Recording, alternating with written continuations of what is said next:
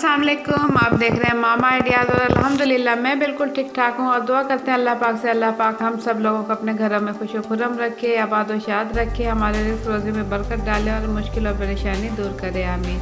तो आज हम बनाने जा रहे हैं एग पराठा जो कि बहुत ही मज़ेदार बनने वाला है। तो जल्दी से शुरू करते हैं। अगर आप मेरे चैनल पर नए हैं तो सब्सक्राइब कर दो, साथ ही बेल का बटन भी दबा दें ताकि मेरे आने वाली हर नई वीडियो आप तक पहुंच सके। बिस्मिल्लाहिर्रहमानिर्रहीम। इसके लिए हमने लिए 4 अदद अंडे और इसमें डाल दिया 1 टीस्पून काली पिसी मिर्च और 1 टेबलस्पून नमक। 3 चीज़ें ये शामिल करने के बाद इसे अच्छा सा फेंट लेंगे और इसमें डाल देंगे 2 टेबलस्पून ऑयल या घी और इसमें शामिल कर देंगे 1 गिलास पानी। अब इसे अच्छे से फेंट लेंगे। अब इसमें शामिल कर देंगे 250 ग्राम यानी कि 1 पाव मैदा शामिल करें या आप घर का आटा भी इस्तेमाल कर सकते हैं। और इसके बाद इसे फिर से अच्छा सा फेंट लेंगे।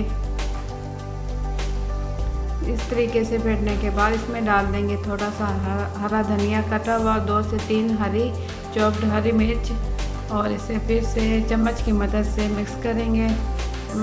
ये इतना पतला होना चाहिए। ये अच्छे से मिक्स हो चुका है। अब हम एक तवा लेंगे और तवे पे लगाएंगे घी। हल्का हल्का इस तरीके से घी लगाएंगे और 1 चम्मच भर के डाल देंगे इसमें ये मिक्सचर जो हमने तैयार किया था और इसे गोल इस तरीके से कर लेंगे। चम्मच की मदद से ही इसे गोल कर लेंगे। एक तरफ से सेकने के बाद इसे साइड इसकी चेंज करेंगे। अब इस पे लगा देंगे थोड़ा सा घी। आज हमने इसकी रखी थी लो टू मीडियम। अब हम इसकी आंच तेज़ कर देंगे और इसे अच्छे से सेक लेंगे दोनों तरफ से।